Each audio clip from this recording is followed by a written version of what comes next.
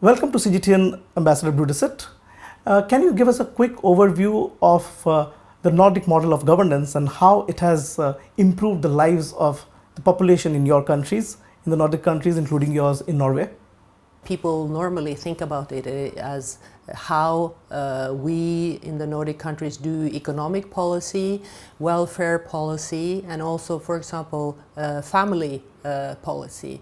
And of course also increasingly now we focus very much on green transition and sustainability. Some of the topics which I think is also of interest to a Chinese audience is of course the family policies that are common in the Nordic countries. For example, our focus on gender equality, our focus on kindergartens, on elderly care, and how we organize our societies to make sure that as a large as possible part of our population can take part in working life. I know that in China, of course, it is very relevant for many younger people how to organize your life, especially when you think about having children and continuing to participate in the working life. The fact that you would like to have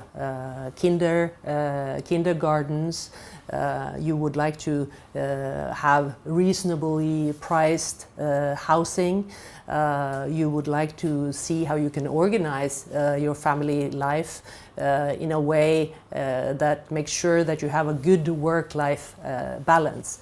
On these issues, I think there are areas where the Nordic countries, and speaking on my behalf from the Norwegian side, and China, not copy each other, but where we can be inspired of the different policies that we have in our countries. What are your observations on how China is pursuing its policy of common prosperity, and how can China and Norway and other Nordic countries learn from the policies of each other? I am very much aware that China is now having a focus on what they call the common prosperity. I do think that when it comes to ensuring to reduce inequality in the society, there could be areas also where the Nordic and China have some policies that it could be interesting to study among each other. From a Norwegian point of view, we have had some very good conversations with Chinese experts on pension reform. We also talk to China about green financing.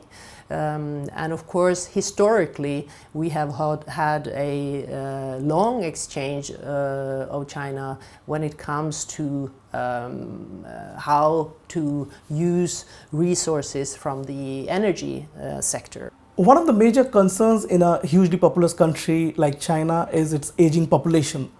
Can you tell us how has Norway and other Nordic countries dealt with its aging population and the policies regarding working age and pension? In the Nordic countries, and specifically in Norway, for us, we look at the labor force as maybe our greatest resource. That means that the longer people stay active in working life, the more they can also contribute into working life, and thereby also into the tax base.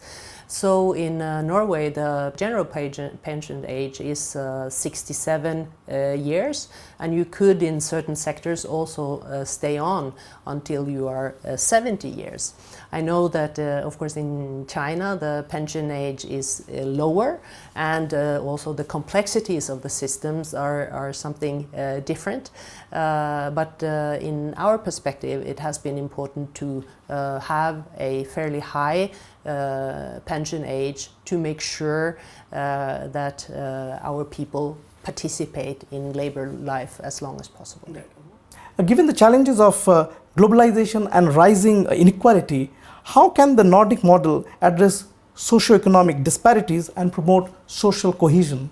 As I say, I don't think it's possible to copy policies from other countries, but it is possible to be inspired from it. Of course, some of the basics in the Nordic model is that we have a high degree of transparency in every policy that is developed. We also have extensive peer review on the policies that are developed. And we have a high level of trust in society, both trust in our institutions and trust in society as a whole. And this also helps to bring down the transaction costs and bring the productivity up.